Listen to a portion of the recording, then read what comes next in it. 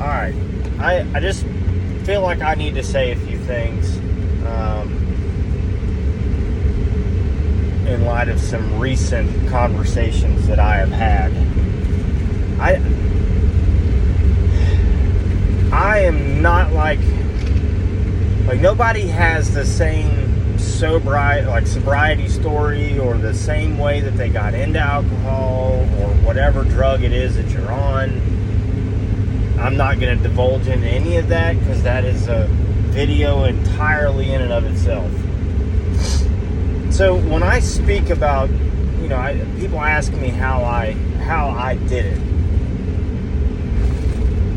And I always kind of feel weird about explaining how I quit because for me it was easy because I woke up, one afternoon.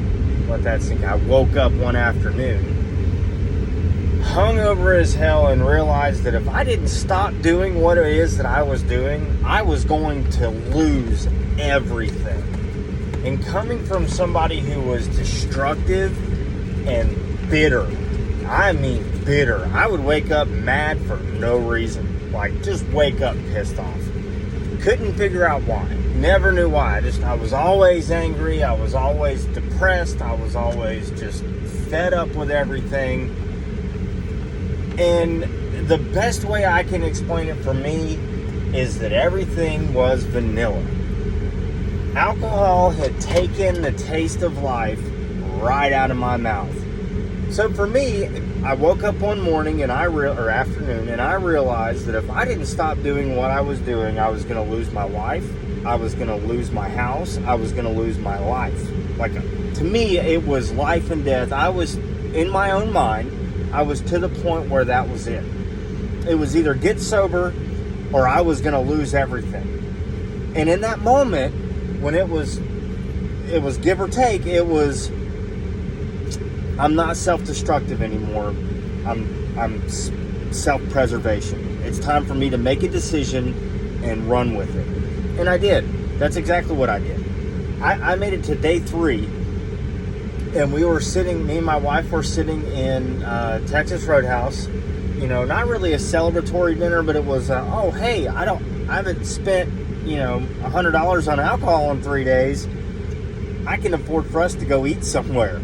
So we went to Texas Roadhouse. I sat down, she sat down, I reached over and grabbed the drink menu like always, because that's just what I do, right? What beers they got on tap here? And then it clicked, no. But while I was reading this, my wife looked at me and she said, go ahead and get a beer, babe, you've done good, it's been 3 days. No, ma'am. Nothing against my wife at all. None of this, I don't want you to think that I'm she said something mean to me. In my mind, I heard, you just got told you did good for going 3 days. 3. Just 3.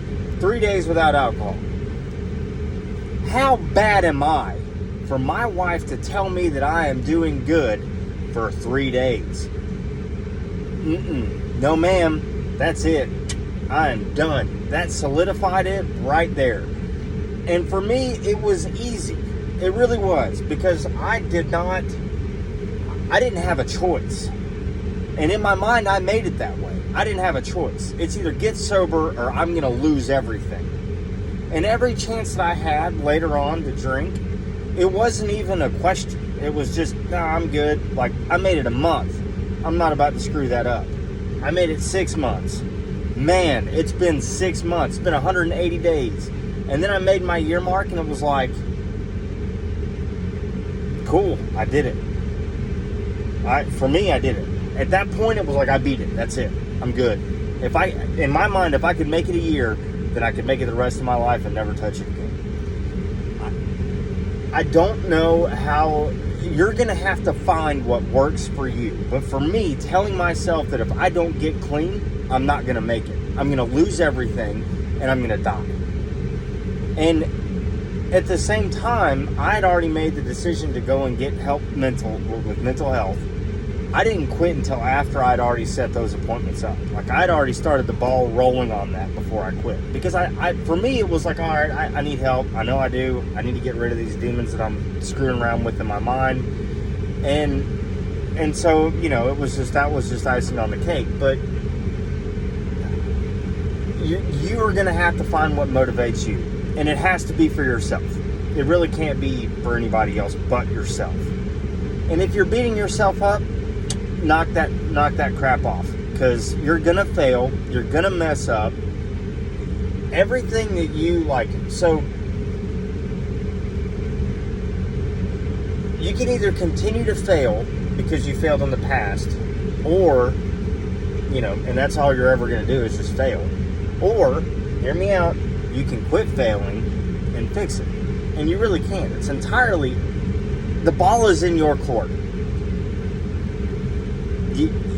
I know you have people around you, and if you don't, message me on Facebook, and I'll talk to you and I'll help you. I got your back, but you have to want this more than you want anything else in the world. And if you're one of those people that can drink one beer and be done, then fine, cool. But if you're one of those people that has to drink a beer every day, maybe that's the beginning of a problem. Because it'll go from one beer and it'll be like, oh yeah, I'll have 2 today. Or I'll have 6 tomorrow. That's how it started for me. I'd buy a 6-pack and it'd last me a week. And then that 6-pack started lasting me 3 days. And then that 6-pack only lasted me 2 days. And then that 6-pack didn't even last me a day. I mean, gradually over a lot of time, it wasn't like I went from, you know, drinking a beer a day to pounding down 30 a day. You know, overnight. It took me a while to get there, but it happened. I'm just saying, like, don't let it sneak up on you, man, because it will. It will, and you won't even realize you're doing it. Somebody else will be like, is that the same 6-pack you bought yesterday, or the same case of beer you bought yesterday? And you can be like, no. And if you lie to them, that's cool, but you know the truth. So guess what you're gonna do? You're gonna beat yourself up over it. Means you got a problem. Anyway, love y'all.